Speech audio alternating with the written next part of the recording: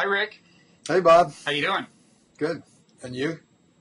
I'm doing okay. I should introduce you. First of all, I am Robert Wright of Blogging Heads TV. You are Hendrik Hertzberg, and we're lucky to have you because you are an eminent journalist now at The New Yorker, where your work can be found in the front of the book, as we used to say, often in the Talk of the Town section. And you have been editor of the New Republic not once but twice. Mm-hmm. I'm sure you have vivid memories from those days. And many of which include you. Some of which do include me, I must say. And you've done other things. You were a speechwriter for Jimmy Carter, and you've compiled an impressive body of work, much of which, or some of which, is in the book Politics, which I'm holding up now. Your kind of collected works. And I've got to say, this thing is like, has no pictures and yet runs nearly 700 pages, and that's a lot of writing. And I was kind of surprised because in my experience with you, you actually spent most of every day avoiding writing. I've spent most of my life doing that. So how did this happen then? Well, the same way that the Grand Canyon got deep, little by little. Well, anyway, we're lucky to have you, and we're going to talk about something of yours in a little while that is either your passion or your obsession or your hobby horse, depending on how charitable you feel like being, and that is this national popular vote thing, a way of winding up with a system where we elect the president, where the person who's president is actually the person who got the most votes. And there's a very clever, you're part of a kind of a campaign that's probably made more progress than people realize, that very cleverly would get this done without the necessity of a constitutional amendment. So we'll talk about your view of the virtues of that, and how you're doing on that in a little while. But first, of course, there's a news flash today, which is that it turns out that the President of the United States was born in the United States. Did you hear that? I know there's tremendous consternation everywhere. Markets weak, you name it. It's just, for me, it's just a paradigm shift. I mean, but anyway, that turns out to be the case. And you had written recently about Donald Trump, who, of course, apparently, who is taking credit for occasioning this release of important data, and probably does get credit, I guess. But you wrote a talk piece about him recently, right? I did, yeah. Comment. It's not really part of Talk of the Town comment. I mean, it's in the Talk of the Town, but it's sort of a separate department bureaucratically. Well, I mean, it is pretty, the chutzpah of Trump in taking credit for that. I'm trying to think of what would be the right comparison for that. The tsunami claiming credit for the renewal of the Japan's electric power industry. I don't know.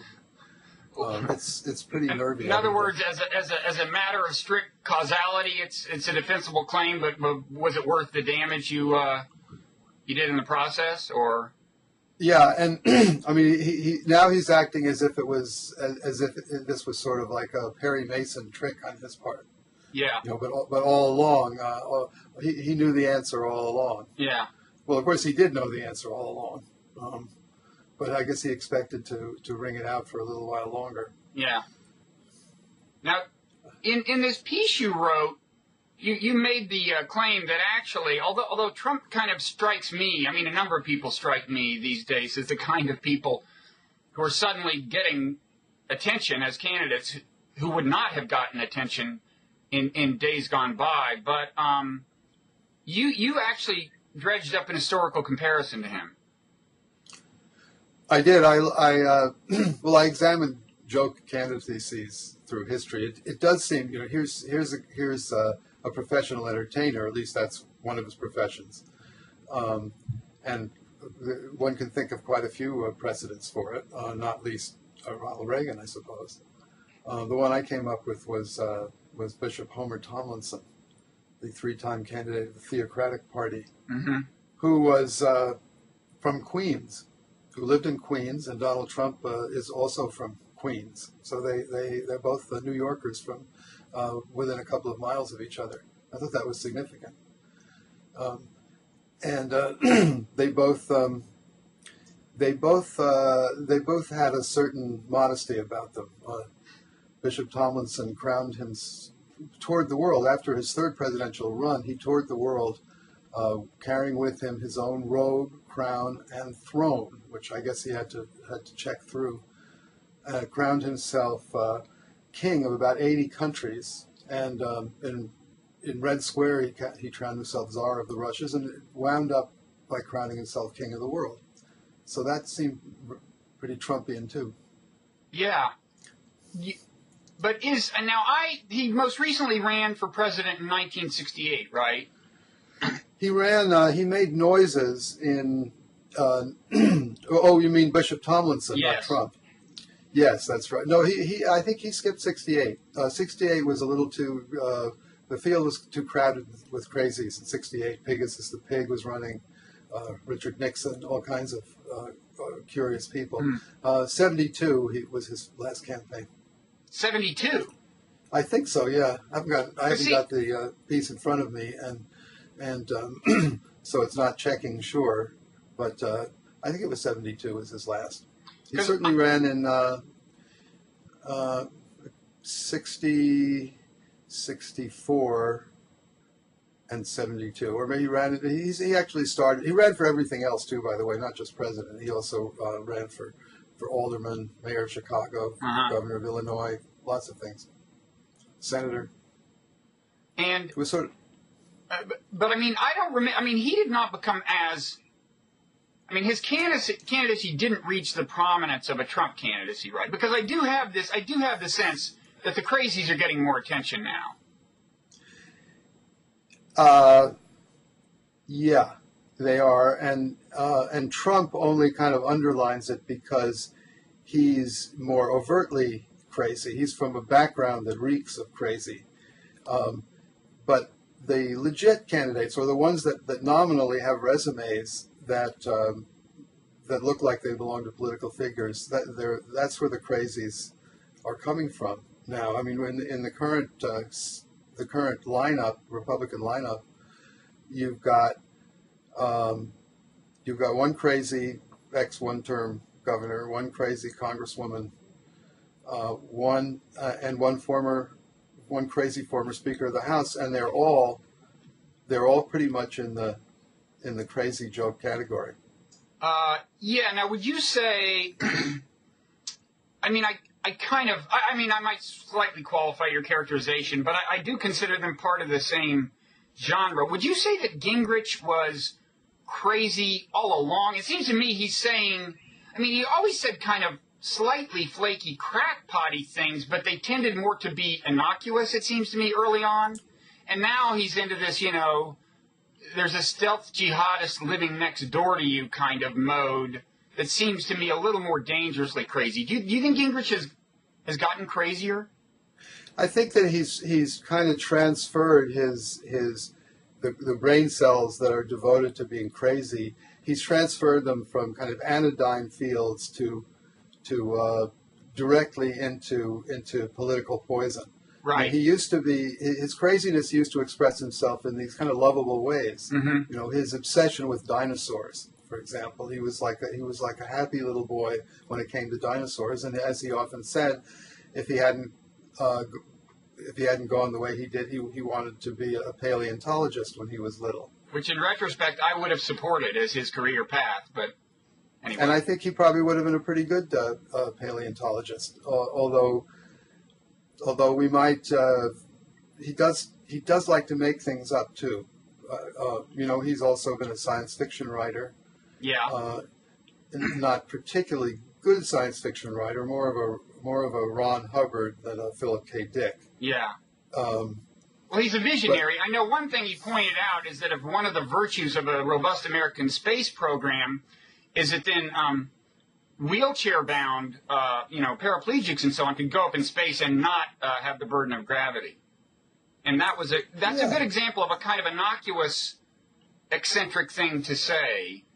And that's right. It's not, and there's a sort of streak of kindness behind it. Yeah, that was a nice thought. Mm-hmm. Yeah. It didn't work out so far, but it was a nice thought. And he was a great fan of Alvin Toffler and Futurism, and he loves grand, sweeping historical theories. Totally. They sort of classic comics versions of Marxism, with a little bit of I don't know, sort of Mormon enthusiasm thrown in there. It was I actually had a soft spot for Newt, but he's kind of gone sour, I think. Yeah. So, do you think there's a serious chance that any of these three people could be the candidate wait, how many crazies? Well, counting Trump, that's 4. You're saying Bachmann, Palin, Newt, Trump. Yeah. Is that the full crazy list? Well, I suppose you could kind of count Ron Paul, maybe because of the gold bug. Federal Reserve stuff. I mean, there's a touch of Masonic conspiracy thing there, but he's not really crazy like the others, I guess. There's a certain amount I'm not sure which candidates are Ayn Rand fans. Do you happen to know that offhand? I'm not sure if Santorum is. Ayn Rand is such a militant atheist that it might be a problem for Santorum. You mean which one is the official Ayn Rand candidate? Yeah, is there an official Ayn Rand candidate in the race? I would think Ron Paul would be the closest, but I don't really know her foreign policy views and stuff, and immigration views. He's a little bit of a libertarian aberration on immigration, isn't he? He is, yeah. And of course, Ayn Rand was an immigrant. Right. She had a funny accent and everything. So then let's give him the benefit of the doubt and throw him into the crazy category. And then that would be 5. Could any of them wind up being the nominee? I can't. Maybe I lack imagination, but I can't see it. No. Can you imagine that, Bob? One of those being nominated for I'm kind of superstitious about ever claiming that something I would find horrendous can't happen. Safe. Yeah. But I have this fear that I have this fear of America going down a path psychologically. Like if there's a big terrorist attack or something, right? Then some of the things Gingrich is saying catching on. I have these fears. He is smart. He is smarter than some of these people, than several of them, than Trump and Palin and Bachmann, I'd say. Yes, definitely smarter than them. And I always worry about. So I guess it's a question whether the country would go infantile and want reassurance, in which case they wouldn't want one of these people, or if they would just kind of go crazy. If the country would go crazy and wound up and paranoid. Yeah. And then then it's true that a lot of things have happened that look like jokes in retrospect. Well, Reagan again was one of those. So and I suppose you could derive some reassurance from that because Reagan did not turn out as badly. He turned out pretty badly in my view, but he didn't turn out as badly as I thought he might the first time I heard that he was interested in politics, which I guess was when he made was 1964 when he made the Goldwater appeal. Yeah, no, you could make that case. I don't know, but I'll tell you one thing. I have a segue from this subject to your passion, obsession, hobby horse. The national, what is the national direct vote or national popular vote? It's called the national popular vote. NPV. Okay, here's the segue. Here's the segue. Go. It seems to me that in a certain sense, I don't know my history well enough to say this, but you'll correct me if I'm wrong.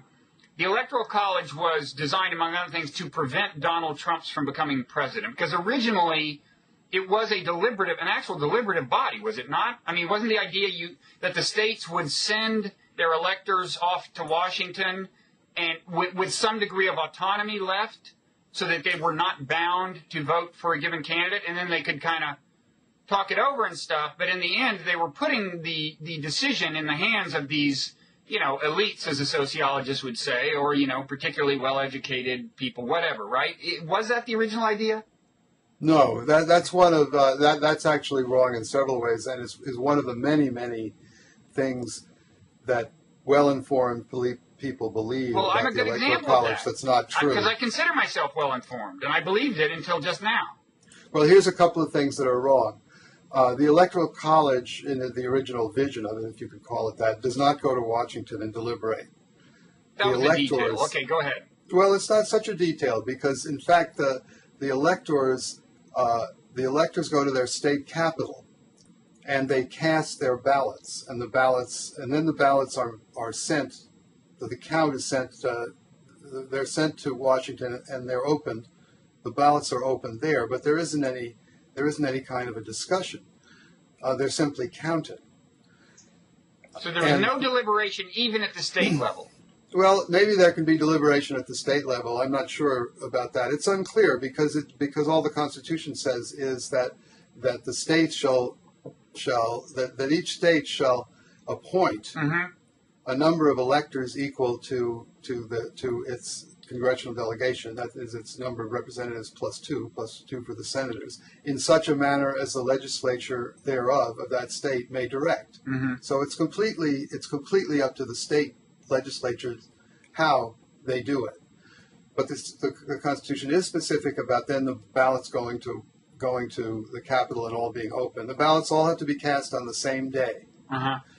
And what the framers envisioned actually was that the Electoral College, so-called, it's not a term they used. That term does not appear in the. Oh, sorry about that. What ringtone is that, Rick? It's one of the ones offered by Condé Nast. It's less annoying than some of the other ones that they offer. Okay. Anyway, what the framers envisioned was that the Electoral College would be a sort of nominating convention. That they knew that George Washington would be the first president, and that he would basically be elected unanimously. But after that,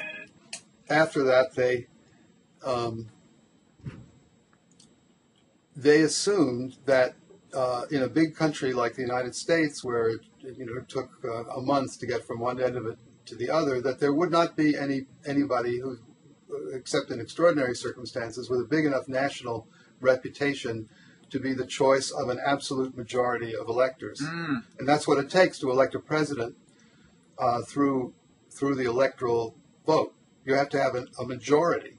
It's not just who gets the most. And so in the way Article 2 explains it, Congress would then vote. The House of Representatives would then choose among the top 5 finishers. Really? Yeah. And the House of Representatives, the way the House of Representatives would do it is that each state delegation to the House would get 1 vote. So Rhode Island would have 1 vote. The smallest state, Virginia, the biggest state, would have 1 vote. And that's how the president would be chosen.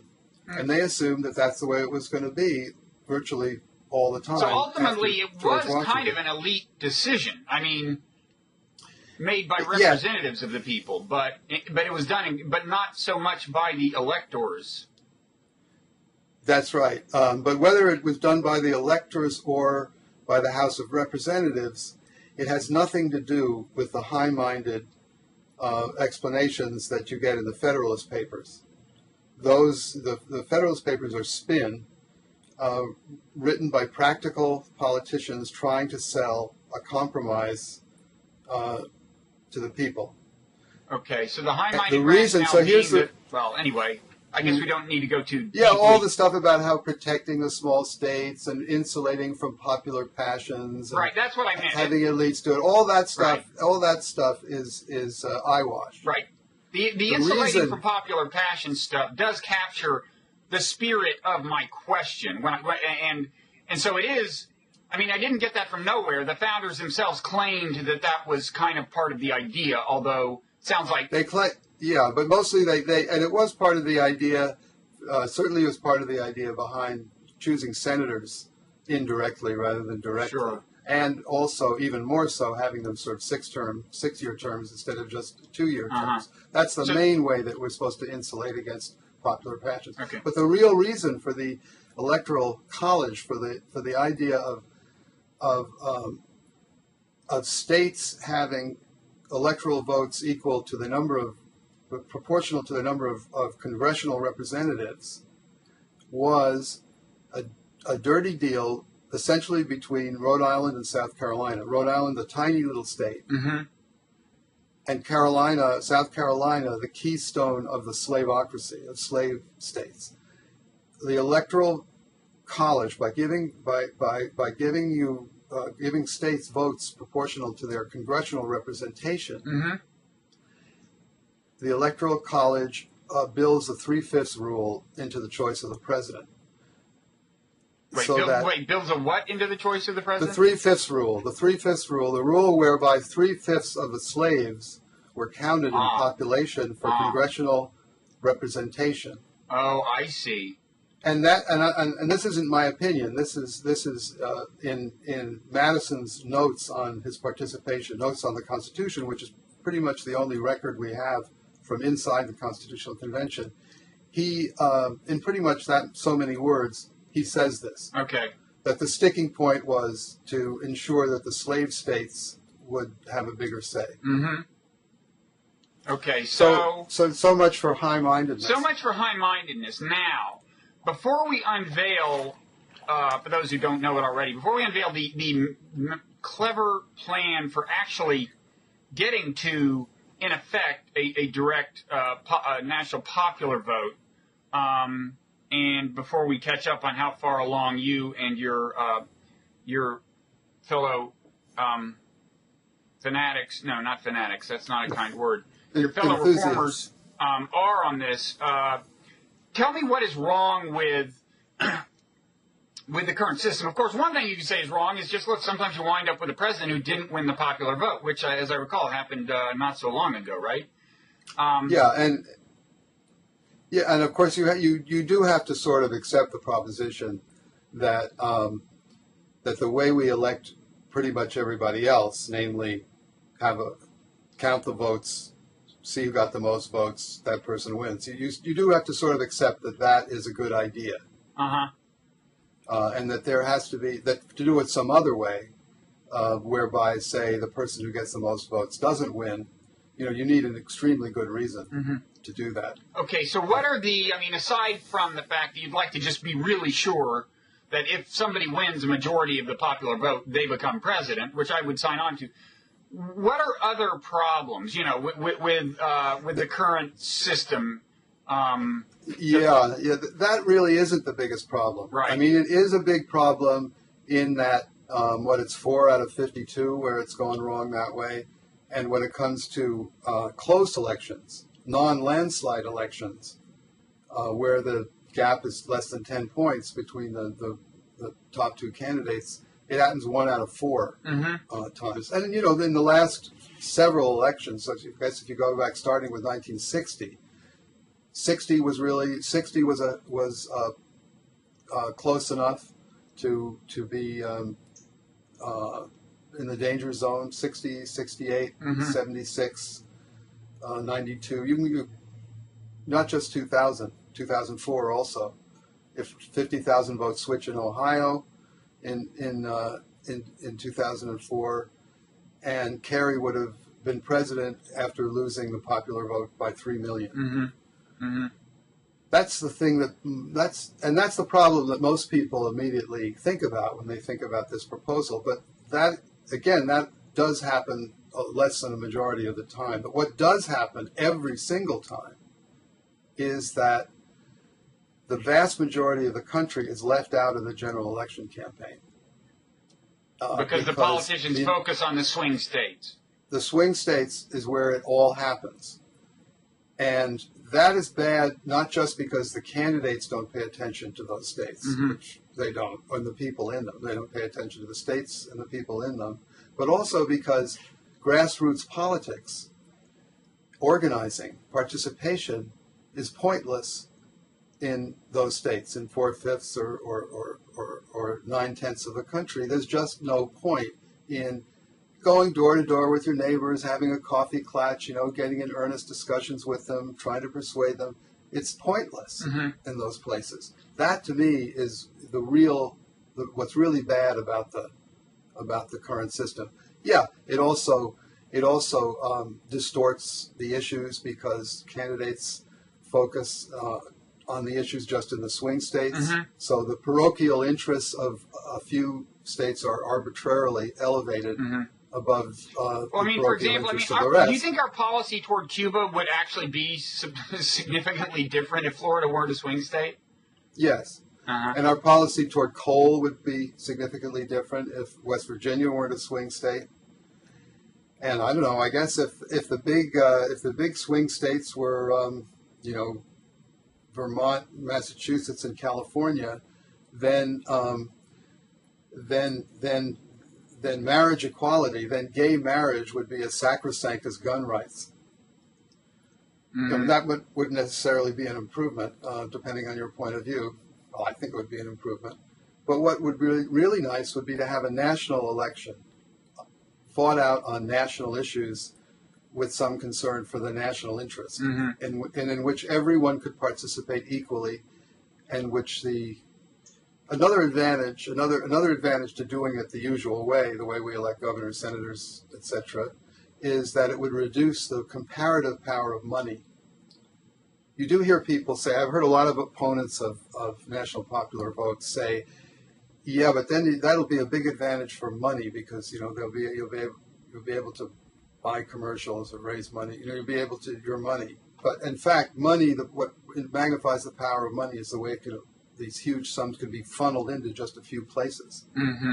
If you got to spread the money out over the whole country, it's going to have less of an impact per voter, even if you spend a lot more of it. And there is a limit to how much money you can raise. It's not like right now the parties and candidates are reach the point where they figure, oh, well, we've raised enough money, let's stop. They will always raise as much money as they can, as is humanly possible.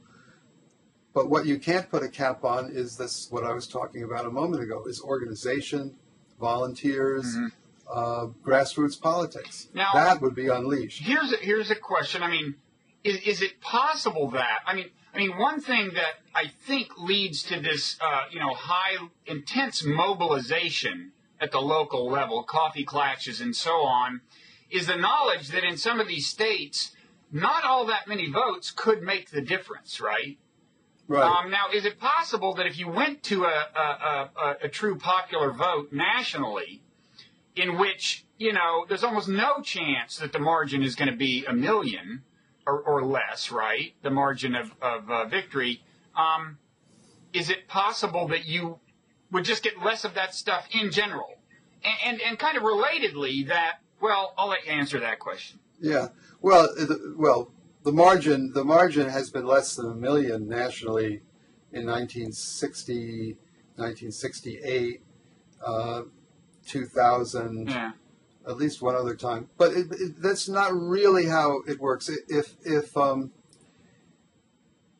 Because if you're going to look at it in a very cold, mechanical, probabilistic way, one vote, the odds against one vote, right, your one vote being decisive, are so overpowering. Well, that's a related question. I mean, from the point of view of the voter, if the question is kind of a sense of engagement, right, is it possible that the kind of sense of engagement they have in Ohio and in Florida is a function of the fact that it's a pretty small space and, in other words, if you went to a popular vote, is it possible that rather than everyone feel as engaged as voters in Ohio and Florida, nobody would feel engaged because they'd all go, wow, this is such a big country. What effect is poor little me going to have, my vote going to have, right?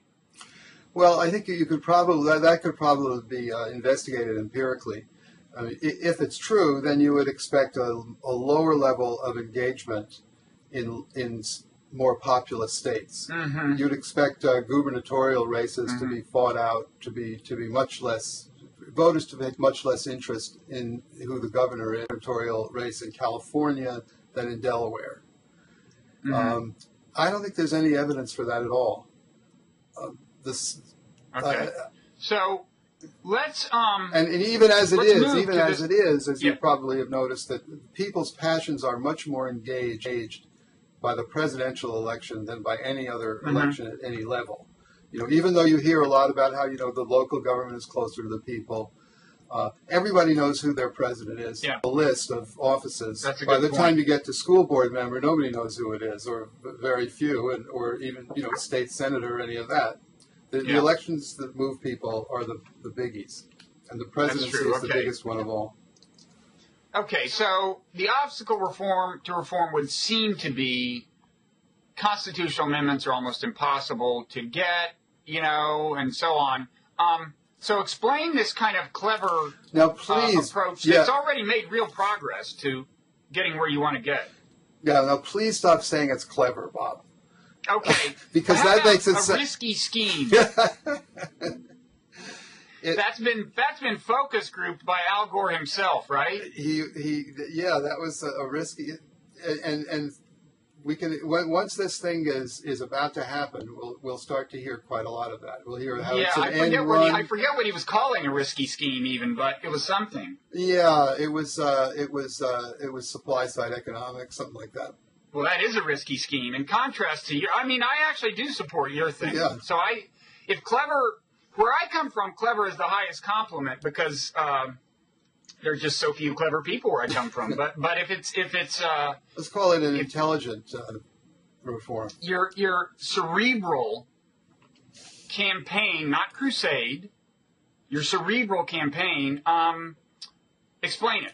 Okay, it's based on the Article 1 of the Constitution, which, as I mentioned earlier, says that the presidential electors shall be appointed. Nothing about electing. Shall be appointed in such manner as the state legislature may direct. And in all the states, except for Nebraska and Maine, what the state legislatures have done is to say whoever gets the most votes in our state gets 100% of our electoral votes. Nothing in the Constitution that requires that. It wasn't true in the early decades of the country. The states can do it any way they want.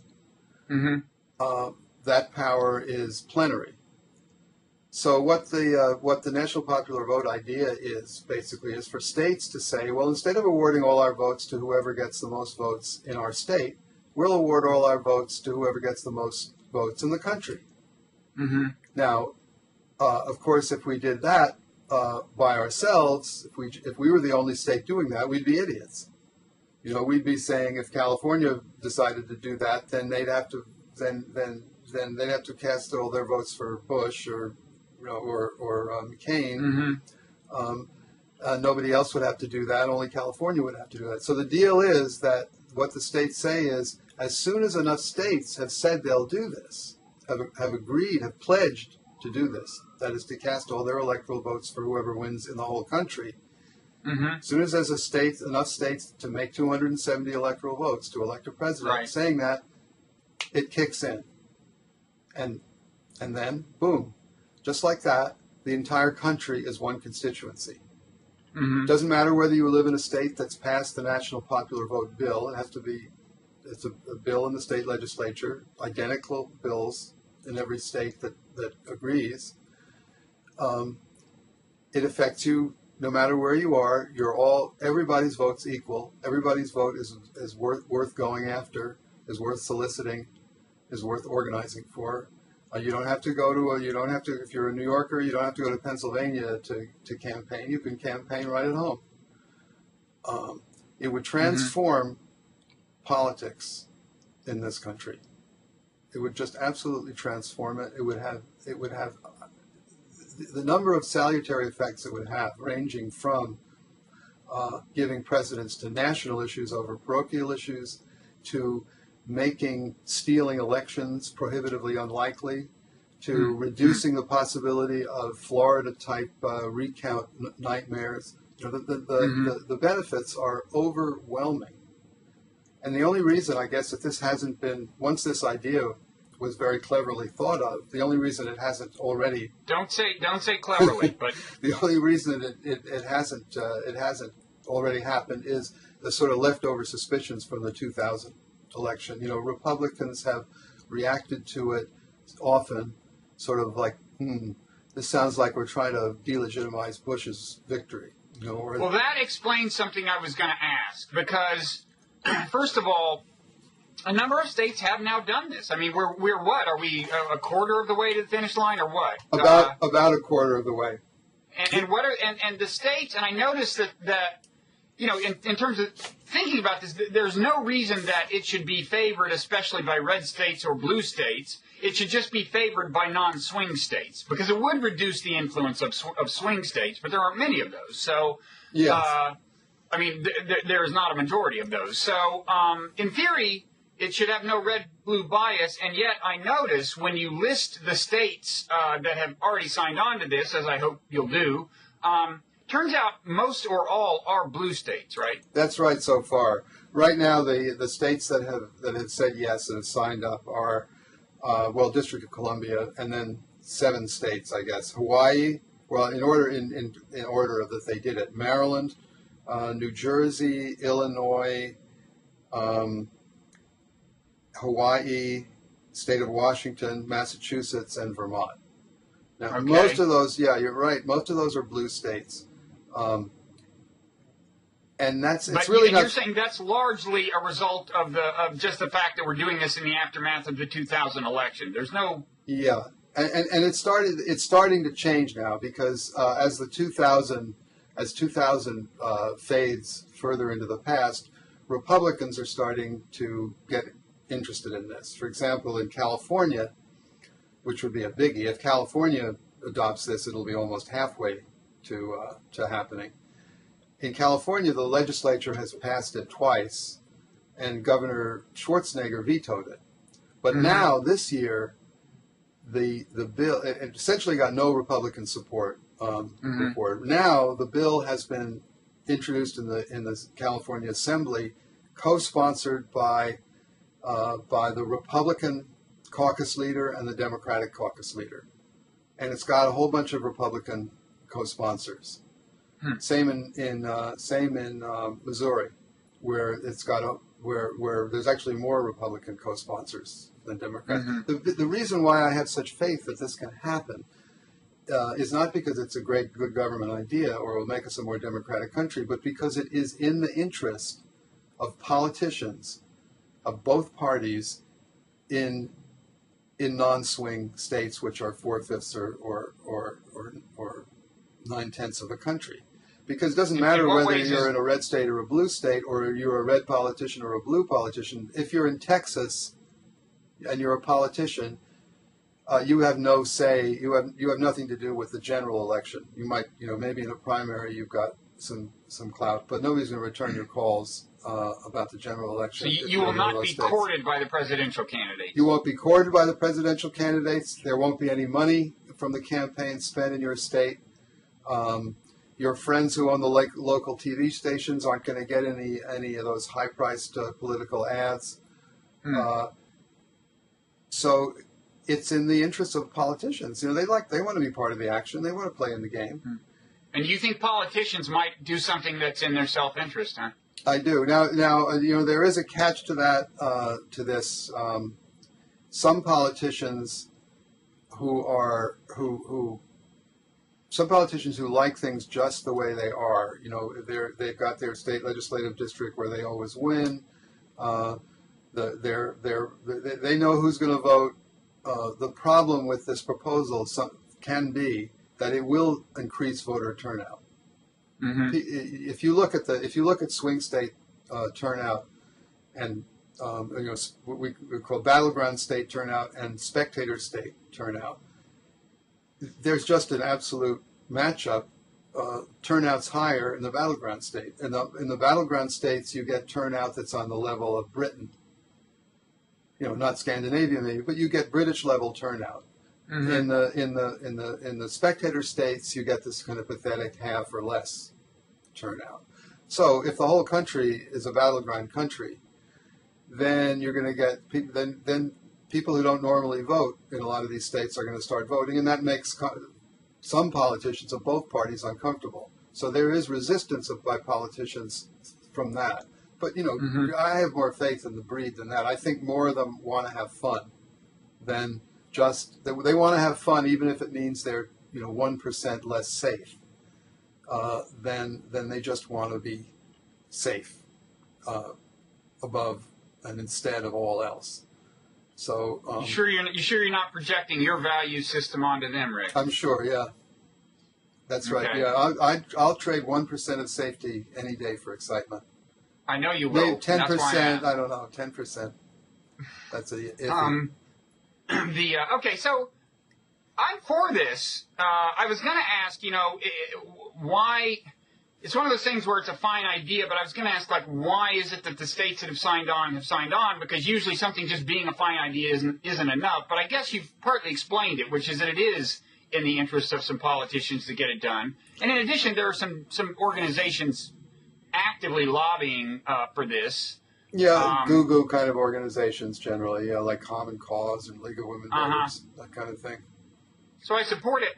I'm curious as to who doesn't like it actually, who tends to react against it, are operatives, professional campaign industry types, and and political reporters. If this goes through, then a lot of political reporter skill sets. Oh, totally. They're gonna be criminologists out of work. There goes the expense account. I mean, they're not going to be sent anywhere if they can't be sent.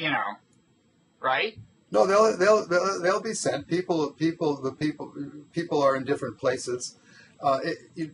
Geography will play. Yeah, but it's not. But right now, there are people who are going out to Iowa right now, political reporters, just to sense, the pulse of Iowa. Well, as one of the breed, Bob, you probably know that all of that boys in the bus stuff happens a lot more during the primary campaigns. True. That's where the big fun is. True. You're right. So Iowa is irrelevant to this. That's right. Because they'll still be Iowa. This doesn't affect the primary process at all. Right. But for those last couple of months of the campaign, right now the candidates travel all around the country, but they only go to swing states. Mm-hmm.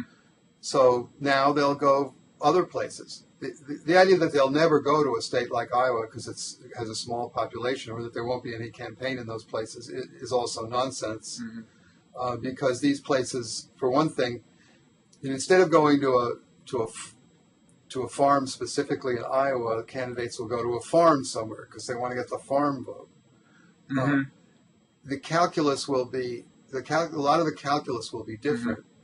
But again, it won't be just about where does the candidate go. It's the campaigns are going to be much more participatory under national popular vote. And I'm curious. Whenever anyone is just avidly attached to a cause, I'm curious as to how it happened. I mean, it sounds like a fine cause, but there are a number of causes. You could be focused as much on nuclear disarmament or whatever. Was there like an epiphany you had or something, or did you just get slowly drawn into the logic of this? Well, ever since I worked in the White House, ever since I worked for Carter, way back when, beginning then I've been more and more interested in how the mechanics and hydraulics of our system work, and how that is really the background to everything. And so, largely as a way of understanding what's going on, I've gotten more and more interested in the rewards and punishments that are built into the peculiar way our institutions are set up, and less interested in moralistic explanations. Like our mutual and dear friend Mike Kinsley often says, he blames the people. Because the people want low taxes and big services. But I don't think the people here want that any more than the people in Sweden or Botswana. I mean, I think that's what people. I think if offered the choice of having a lot of stuff but not having to pay for it, if that's one of the options, of course they're going to take that option. And our political system, the way it's so atomized, the way responsibility is divided among so many different levels, and at each level among so many different bodies, the way we have no national government. We have three elected national governments, the House, Senate, and the President, and they all have to agree for anything big to happen. And there's very little in the way of incentives to make them agree. And they're all independently elected, and within them, each member is independently elected. So there's no. It's amazing that we've done as well as we have. Yeah. And of course, the national mythology overestimates how well we've done. You know, the stuff about, well, gosh darn it, for 220 years we've had this Constitution and it's served us well. You know, that overlooks the fact that there was a total constitutional collapse in 1960, and the biggest national problem could not be solved through the institutions, could not be solved peacefully. It had to be solved with a savage war. Mm-hmm. So it's sort of that broader interest in how the Constitution, broadly understood, affects every damn thing. Okay, so if and you this were is inspired but it's by really this, hard to get. You know, the reforms I'd like to make are just beyond reach. The beauty of the national popular vote, which would not solve all of our problems or right. the majority of, but it would help with quite a few, is that it's achievable. That's right. what's really lovely about it. It's achievable. Just out of curiosity, what would come in second place if you could magically implement any reform in the structure of governance? Oh, if I could magically reform, then I would essentially, I would take the Constitution of the Federal Republic of Germany. You know, I'd put it in a Word document, and then I'd edit it for American needs. So that's a parliamentary system, first of all, right? Parliamentary system where the chancellor, the chief executive, is chosen by the lower house of Parliament, but cannot be just tossed out. You have to have, in the German Parliament, unlike the British, say, you have to have a constructive vote of confidence. You can't get rid of the prime minister, the chancellor, unless you have a replacement ready to go. Mm-hmm. It's also, and the Parliament is chosen by proportional representation, or a mixture. Actually, in Germany, you know, you get two votes. You get one vote for a local candidate for the Bundestag, for the legislature, and then you get another vote you can cast for a party. And so the election for the local representative is like all elections. You know, whoever gets the most votes wins, even if whether it's a plurality or a majority, that person wins. And then at the end, you count up you take all of them, and who's got, and then you compare the party proportions to this other vote that everybody's cast, and you fill it out so that the proportions that each party gets correspond to the support each party gets in the final result, filled in with candidates from a national list. And you have to get, and unlike Israel, as long as I'm wonking this, going completely flat out wonkery, that's what we're for. That's what this website is. Unlike Israel, which is a horrible system where you can get 2%. It used to be 1%. I think now with 2% nationally, you can get into the Knesset, where you get a whole bunch of completely insane parties being represented. In the German system, you've got to get up to 5%. In our system, if you're a minority, if you're any kind of a minority except a geographic minority, you're screwed. You know, you can get into Congress if you can win a plurality in a district. But you know, you can be supported by 20% of the population, and you don't get any representation at all. And that's from the British system. The British system is maybe the only one worse than ours. So I would do that. I would. So then you'd have energetic national government. You'd have a government that could try its proposals and then be judged accordingly afterwards. Under our system, candidates run for president. They lay out all these visions as if electing them president was going to get these visions enacted. Then when they're not enacted, there's disappointment and betrayal, and Obama doesn't stand up for us, or Reagan sold us out. Right. It's just a machine for creating disillusion and irresponsibility. And so we live in a country where we worship the Constitution and we think it's the greatest in the world, and we hate we hate what it produces. We never put two and two together and say, maybe if we had a more sensible mechanism, maybe if we could update this 18th century machine, it might work better. Yeah. And that is the virtues of a parliamentary system is something that is also that I think are also emphasized by the aforementioned Mike Kinsley, right? He's kind of a. I think so. I mean, our system is partly the way it is because the framers, who were great cutting edge, brilliant people, but they didn't really see the direction the British system was going in. So it's kind of based on the British system with the executive, the president being like the king, and then the House of Lords and House of Commons and all that. But the direction the Brits were going in, then they weren't there yet, but was to make the king a figurehead, and the real big executive was going to be the prime minister chosen through the parliament. So the framers went for this sort of French kind of abstract. We talk about how what practical men they were, but actually they read Montesquieu. French theory played a big role in the machine they designed. They just didn't have a lot of experience to work from, and they. Okay, so so we're almost out of time. I wanted to ask you a little about how the world of new media is treating you. How are you feeling about this whole thing? Well, because we worked together back in the days when magazines were king, and there was no such thing as, we didn't know of such thing as the World Wide Web, whether it existed or not. I'm not sure, it didn't exist. When we were together at the New Republic, actually I was cutting edge in those days, because while I was editor, we brought in computers, they were IBM PCs, with the... running Wright. Wright, what a great word processor. With those, wasn't it? Nice. With the black, you turned it on, you get the black screen, and it would have the letter C in the corner. That's all it would be.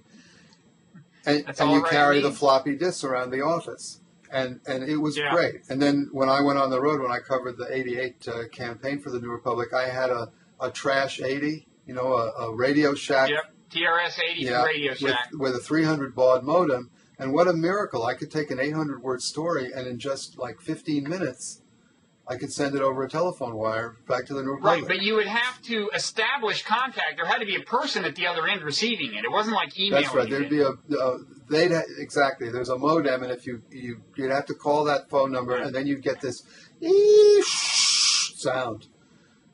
And and you know who brought Nexus to the New Republic, Rick? You probably don't know. Nexus, Lexus, that was me in Mike Kinsley's absence when he was away and I was acting editor. Mike being, what would the kind word be, parsimonious, didn't like to spend money on stuff. And so I committed us to Nexus Lexus, and it was there when he got back. That's my claim to fame. And then the Internet happened, and then actually separately kind of the World Wide Web. I actually, when I wrote a cover story for the New Republic about the Internet as if it was this radical new thing, which it seemed to be, I didn't mention the World Wide Web in it because the browser hadn't happened, and so the World Wide Web was some fundamentally inaccessible place. And anyway, then it happened, and now you are actually blogging. Who would have guessed? Yeah, I guess I've been blogging. Now I've been blogging for 7 years, something like that. Are you liking it? I do like it. Yeah, I think blogging's fun. Now, although I can't really say that what I do is the real thing. A real blogger is our fellow New Republic ex-editor Sullivan, Andrew Sullivan. That's blogging, man. That is blogging. That's but blogging. Writing, what I do, which is maybe one week I'll do 2 or 3 posts, maybe 4, maybe I won't do one for a whole week. That isn't exactly blogging. It's more like it's more like writing letters and sending postcards. Well, also you pay more attention to the literary quality than many bloggers I do. I know. I write slowly, and I can't help writing. I can't help Well, you can tell though it's good. They're little literary gems. It's what the New Yorker should have on its website. Well, that is different. That's certainly the way we spin it. You know, that's our. No, but it's great, and I kind of wish I had. Well, you could have one. My God, it's not. What? You don't have a blog? You have an empire, I guess, but. Yeah, it's a media empire. That's what it is. And you are on it. Anything else you want to say about new media or anything? I'm very glad. The older I get, the more grateful I am for Google. Google, in fact, I can't imagine when your memory starts to go, and it's largely a benign experience. It just means you have to fumble a little more to get a name or a movie title or something like that. But what did they do before Google? I really don't know. And I think neither of us can remember, and there's a reason. And for this that, is Rick. coming. I mean, it will be. It's getting closer to the day where, you know, you're at a dinner party and you can't remember now. What was that Goldie Hawn movie where where they'll actually be the wall. Google will actually be in the room there with you, and it will just quietly provide the answer. What do you call the logarithms will have developed to the point where.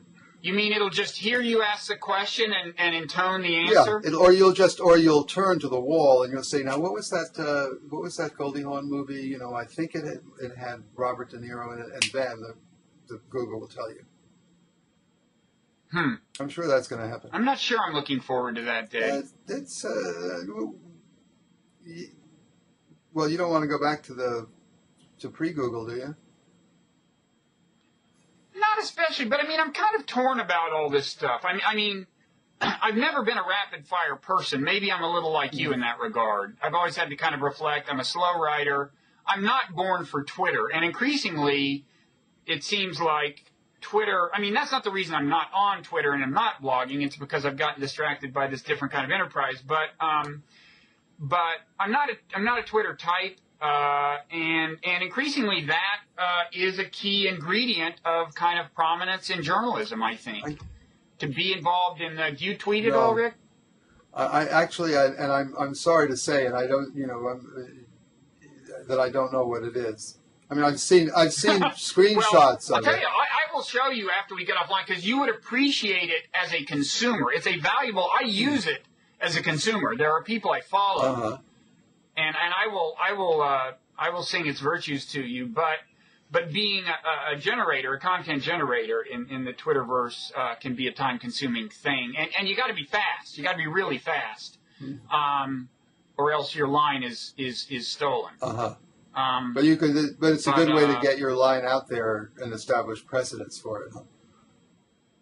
So I don't know what the hell it is. I think that's true. It's good for a lot of things. It's good for calling attention to stuff you've written in longer form. But to do any of this, you have to first become valuable as a tweeter. But then, you have to become valuable to people who devote a portion of their day to reading 140-character messages. Is that true? Well, you have to become valuable at a minimum to fellow tweeters. You have to either have a very large following, a fan base, or be considered valuable by fellow tweeters who will then retweet your stuff. And most of the prominent people have a combination of both, a pretty big fan base and respect among fellow tweeters. It's a little like the blogosphere in that way. I mean, you probably rely less on reciprocal linking to get traffic than some bloggers, but for those bloggers who do rely on that, it's a pretty close analogy. It just, everything happens faster because the utterances are shorter. So there's a tweetosphere and a blogosphere, but they overlap, I assume. Well, they do also overlap. I mean, they are, first of all, kind of analogous in this sense. In their dynamics, there's a certain parallelism. But they also overlap in that what a number of tweets do is direct you to either news stories or blog posts or columns or whatever. So it's a form of publicizing your stuff. And I mean, I've been enjoying this so much, we've gone on long enough that we shouldn't go on much longer. But I will say that one thing I really don't like about the modern world is how if you write something, and more than ever, you are responsible for generating the publicity for it. Now, you are insulated from this because you're on this great platform, The New Yorker. Both as a website and as a magazine, you got your audience. But more and more for most people, that's not the way it is. Yeah. It's like, most people are writing for places that will not necessarily be read by the relevant people. You got to get the word out there.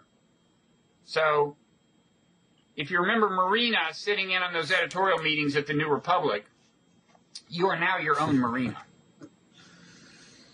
And maybe on that inside reference. Now, she was a publicity person. I guess we've been doing this an hour, but I've really enjoyed it, and thank you. And where can we will put next to this links to whatever you want by way of sending people to material that is relevant to your passion.